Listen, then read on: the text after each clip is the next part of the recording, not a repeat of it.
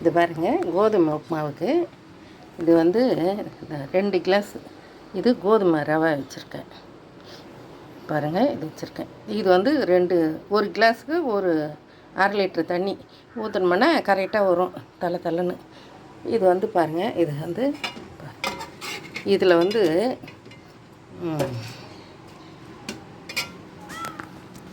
வந்து கடுகு, உளுந்து, கடலப்பருப்பு, தக்காளி, வெங்காயம், பச்சை மிளகா, பூண்டு போட்டு தாளிச்சிருக்கேன். இதை நான் போட்டிருக்கேன். அது வந்து சரி வரலன்னுட்டு ஆஃப் பண்ணிட்டேன். பயன்படுத்தணும் இப்போ தான். இதை பாருங்கள்,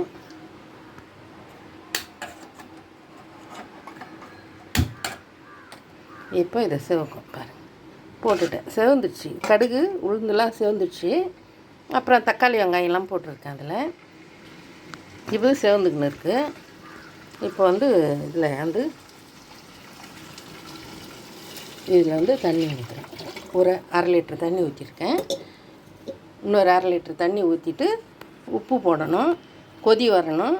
கொதி வந்த பிற்பாடு இந்த ரவையை எடுத்து கொட்டணும். இது வந்து கோதுமை ரவை ஜெலிச்சு வச்சுருக்கேன். சுத்தம் பண்ணி க்ளீன் பண்ணி வச்சுருக்கேன். இது வந்து உடம்புக்கு ரொம்ப நல்லது. இதுலேயே கஞ்சி காசி குடிக்கலாம். இதில் உப்புமாவு செய்து காட்டலாம். நான் உப்புமாவு செய்து காட்டுறேன் பாருங்கள். இதுக்கு 1 லிட்டர் தண்ணி ஊற்றணும். இது 2 கிளாஸ் இது போட்டிருக்கேன்.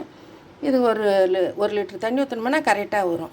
அப்போ தான் உப்புமாவு நல்லா தலை நல்லா வரும். செய்து பார்க்கலாம், காட்டுறேன், செய்து பாருங்கள். இது பாருங்கள், இது வந்து கொதிக்குது. உப்பு போட்டு வச்சுருக்கேன். இதில் கொதிக்குது. இப்போ வந்து இந்த ரவையை இதில் கொட்டணும். இந்த ரவை கொட்டுறேன், கலர்றேன். இது வந்து நல்லா வரும் பாருங்கள்.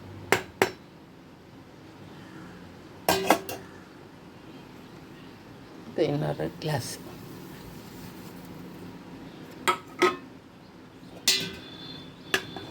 இது கோதுமை உப்புமா சாப்பிட்றதுக்கு ரொம்ப டேஸ்ட்டாக இருக்கும். எனக்கு ரொம்ப பிடிக்கும். நான் செய்வேன், அடிக்கடி செய்வேன் எங்கள் வீட்டில் எல்லாருக்குமே பிடிக்கும். இதுதான் பாருங்கள். இது வெந்துடுச்சுன்னா கரெக்டாக வந்துடும். நான் முடிச்சுட்டு காட்டுறேன் பாருங்கள். இது பாருங்கள், இது முடிஞ்சிடுச்சு. நல்லா அருமையாக வந்துடுச்சு பாருங்கள். இந்த மாதிரி தட்டில் வச்சுருக்கேன். வாங்க சாப்பிட்லாம்.